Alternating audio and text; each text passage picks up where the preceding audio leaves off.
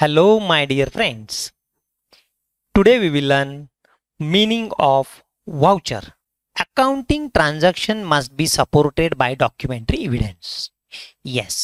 Accounts मध्ये प्रत्येक व्यवहार ज्यावेळेस आपण बुक्स ऑफ अकाउंट्स मध्ये लिहित असतो त्याच्याकडे आपल्याकडे कागदोपत्री पुरावा असणं आवश्यक आहे.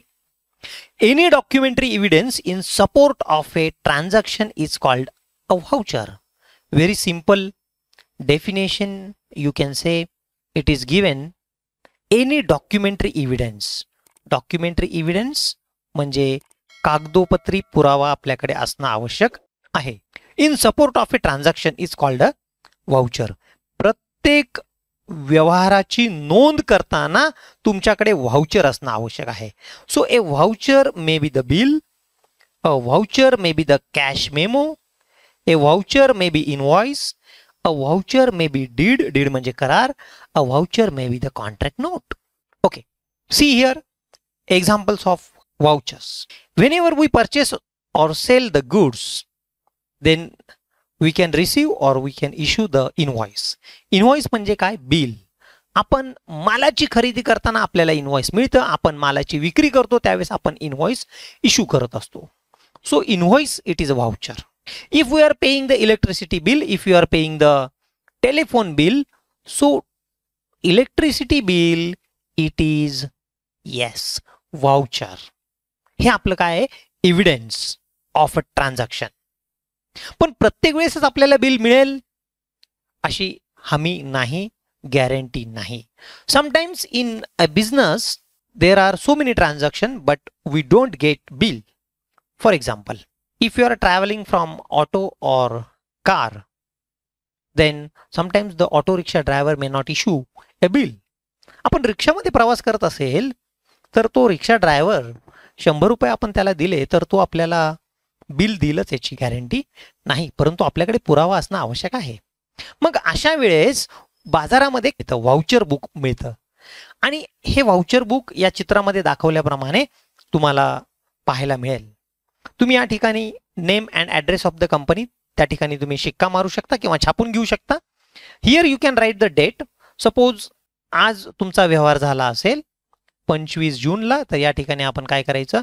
तारीख टाकायची आहे 25 जून 2021. Then paid to auto rickshaw ड्रायव्हरचं या ठिकाणी नाव लिहायचं आहे, मिस्टर अनिल कुमार.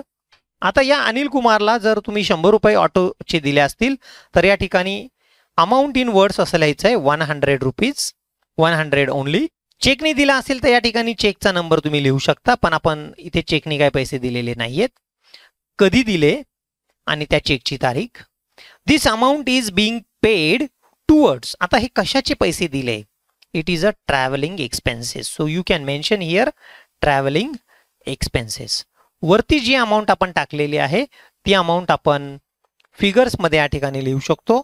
आपण 100 म्हणजे 100 रुपये दिलेले आहे. In figures you can write it is 100 rupees. And at the end here the signature of the manager or accountant you have to make. And the receiver म्हणजे तो ऑटो रिक्षा ड्रायव्हर जो आहे तो काय करू शकतो? या ठिकाणी त्याची स्वतःची सही करू शकतो. तर अशा पद्धतीने याला आपण व्हाउचर. ज्या वेळेस आपल्याला एखादा एव्हिडन्स मिळत नाही, पुरावा मिळत नाही, अशा वेळेस आपण काय करायचं? व्हाउचर तयार करायचं. बिल मिळत नाही अशा वेळेस आपण व्हाउचर तयार करायचं, त्याचं नाव टाकायचं, रिक्षाचा नंबर टाकायचा.